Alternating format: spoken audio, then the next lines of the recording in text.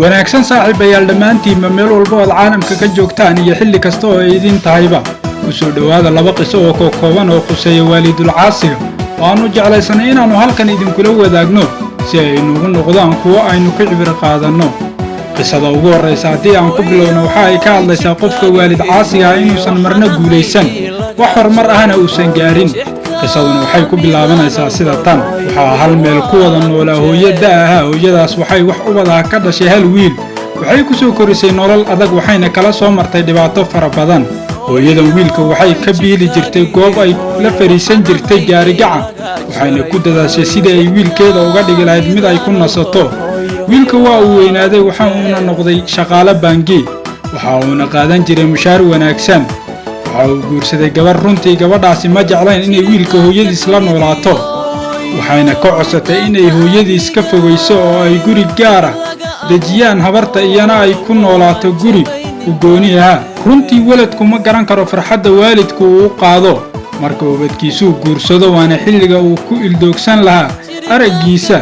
wiilka waxa uu lacag u diri jiray hooyadii waxa uu siin jiray lacag aad u yar balse marwadiisa waxa uu siin jiray oo uu iibin jiray wax walba oo ay dalbato wiilkii maalin ayaa waxa u timid hooyadii waxayna ku tiri wiilkaygii hooyo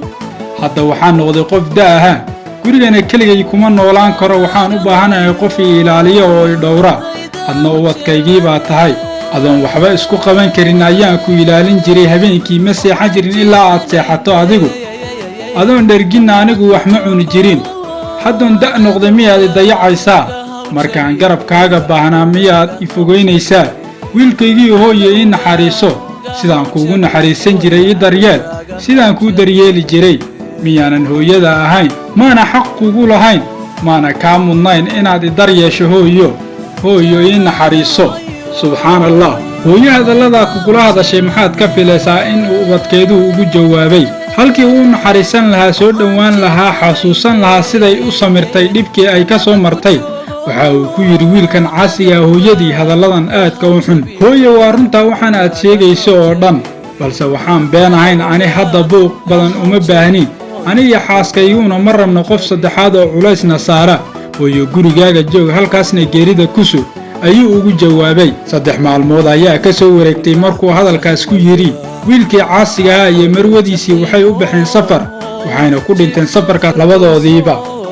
saaxiibayaal haddii aynu jallacayno qisada labaad ee xigta waxay ku bilaabanaysaa oday waayeela oo 90 sano jir ah ayaa isbitaal ku jiray waa camoole dhib badanna ka muuqdo waxaa isbitaalka soo booqday wiil salaan kadib odaygii ayaa waxa uu ka codsaday wiilkii ayaa yidhi adeer caadi weeye ay weydii codsigaaga odaygii 90 sano jirka ahaa ee camoolaha ahaa ayaa yidhi wiilkaygiioo 3 beri afka waxba ma saarin gaajo ayaana bestay la ahay wuxuuna kaloo yidhi cuntada ay bixiyaan isbitaalka abateed uma hayo ma cuni karo igumana soconayso haddii aad hayso beeso ama lacag waxaan kaa codsanayaa inaad ii soo iibiso hal xabbo rootiha wiilkii ayaa intuu aaday suuqa wuxuu ka soo iibiyey rooti iyo cabbitaan iyo cunno wuxuuna siiyey odaygii waayeelka ahaa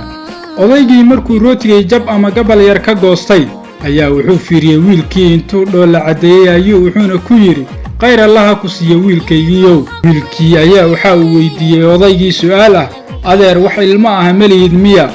odaygii ayaa yidhi wiilkaygiioo waan leeyahay ciyaal 10 ilmo aha ayaan leeyahay oo wiilal iyo gabdho isugu jiraan laakiin way weynaadeen oo ay guursadeen qof walbana wuxuu la joogaa xaaskiisa waynay iloobeen meeshaan ayayna iga tageen wuxuu yidhi waxaa maalin ii yimid anigoo guri keligay jooga midkii ugu naxariista badnaa guri ayaan keligay ku noolaa qabow badan wuxuu yidhi aabbo waxaan ku goynayaa meel aad ku nasato aadna u fiican anigu camoolo ayaan ahay indhoole ulyar intuu ii dhiibay ayuu yidhi aabbow halkan fadhiiso waa laguu imaanaa meeshanna waa isbitaal wuxuu yidhi cimrigaygu waa 90 sano mana filayn inay maalin uun isbitaal iiga tegi doonaan anigoo keligay ahaa waxaa ii dhaantay inaan wax ciyaalaha dhalin wiilkii ayaa wuxuu weydiiyey adeer xitaa ma jiro miya mid ka mid ah carruurtaada oo isbitaalka maalin kugu soo booqday ama kuugu yimid meeqa sano ayaadna isbitaalka ku jirtaa odaygii ayaa waxa uu yidhi waxaan ku jiraa isbitaalka 2 sano albaabkayga xitaa ma aynan soo garaacin ilaa 2 sano wiilkii ayaa waxa uu odaygii ku yidhi ilaahay u bari adeer inuu soo hanuuniyo oo ay kuu soo noqdaan odaygii ayaa yidhi maya wiilkaygii oo gacmaha ayuuna kor u taagay samada isagoo dhahayo kama tegayo maalinta yowmul qiyaame alle hortii ayaan istaagi kana soo horjeesan doonaa iyagoo markaa ciyaalka ahaayeen kama uusan tegin hadda xilligii u baahnaa taageeradooda ayay meel cidla ah uga dhaqaaqeen waa la soo koriyey waana la soo kobciyey waxayna iloobeen wakhtigoodii hore iyagoo aan waxba ahayn in lagu soo tacab iyo tiirbeelay waxay moodaan inay raaxo ku jiraan cabbaar kadib odaygii wuu iska ooyey wuxuu yidhi allow adduun iyo aqrabayayna ku farxin 10 carruur ah oo hal qayr qaba aanu ku jirin wiilkii wuu iskaga tegey muddo 2 bil ah kadib ayuu soo noqday wuxuu arkay sariirtii uu ku jiifay odayga oo faaruq ah wuxuu weydiiyey doktorkii isbitaalka away odaygii halkan jiifay waxaa loo sheegay inuu dhintay wax dad ahana aynan u imaan oo ay ogeysiiyeen carruurtiisa inuu dhintay aabbahood laakiin waxay yidhaahdeen mashquul ayaan nahay mana imaan karno waana la daahiriyey waana la aasay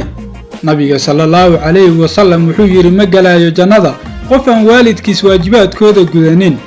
allah ayow waalidkeen dembigooda dhaaf intii dhimatayna u naxariiso intii fayowna u taamyeel aamiin